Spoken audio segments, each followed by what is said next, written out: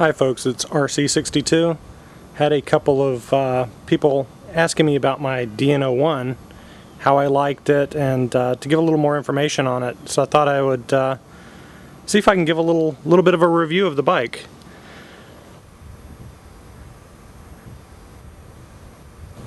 It is a Honda DN-01. I originally heard about them on a More Death 13 video, and I kind of got very curious. It's a fully automatic transmission, but unlike a scooter, which typically uses a belt and pulley type system, the Honda DN-01 has a brand new plate and hydraulic type automatic transmission, something brand new that Honda came up with, I believe, in 2005 as a concept.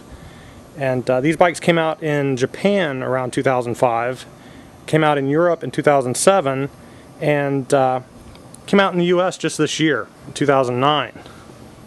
Some people really hate these bikes. They think they're ugly, and they just don't get why an automatic transmission bike. And I guess there are a lot of different reasons, and it's definitely not a bike that's going to appeal to everyone.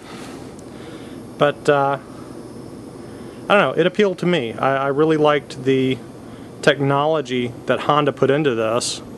I've got a few pet peeves about some of the styling around the front end, because they styled it sort of as a sport bike with this cowling up front, but the seating position is like a cruiser. You can see I've got the forward-facing floorboards, so your feet ride forward. The bike does have some good safety features.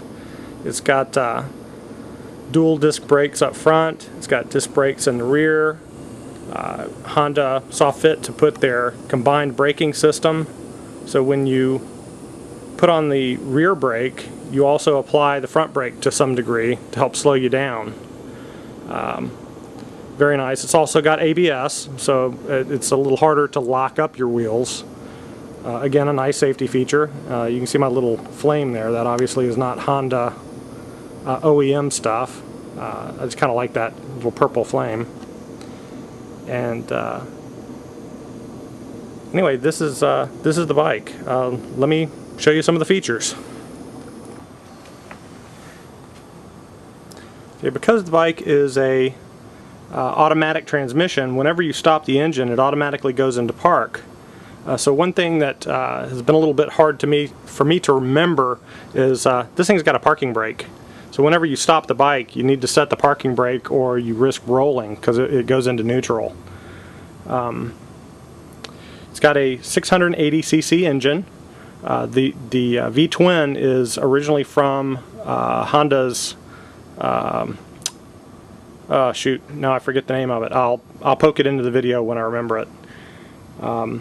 But it's a standard Honda V-twin engine that they've had out in Europe for some time, that they've put into this new frame design, and also put into the new transmission on.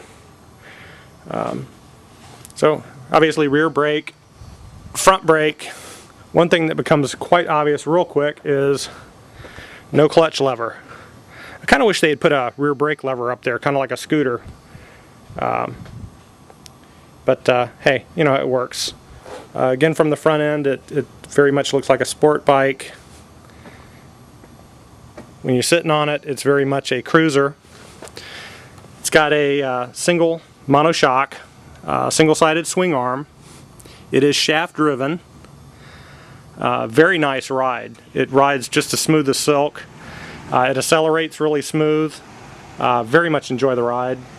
And kind of take a look at these mirrors up here. If you see the ones on the bottom, those are some aftermarket mirrors that I attached.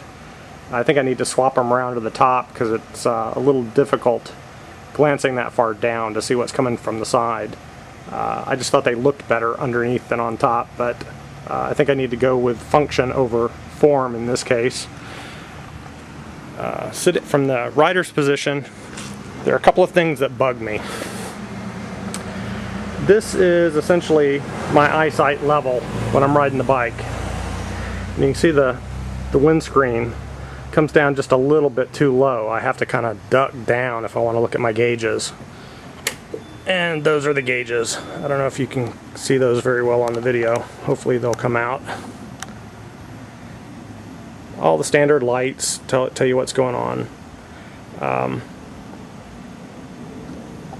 The bike has a couple of different drive modes, which make it kind of interesting. Using this thumb switch here, you can switch between your standard drive mode and a sport mode. And when you're in sport mode, really all that does is it lets the engine get up about 500 RPM higher for whatever particular speed you're going, road speed. There's also a little trigger, and I'll see if I can show it here, right here. I don't know if you can see that.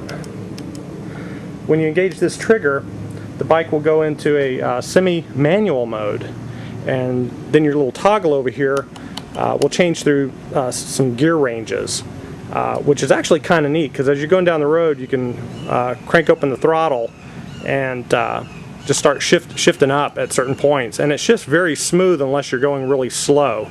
If you're going really slow, you kind of get a little bump, just like you would on a regular bike with a manual transmission. But that's kind of a cool feature. I find I generally just ride in the drive mode. It's perfectly fine for me. Let me crank her up and let you hear what she sounds like. I know on the GoPro cam the audio just stinks.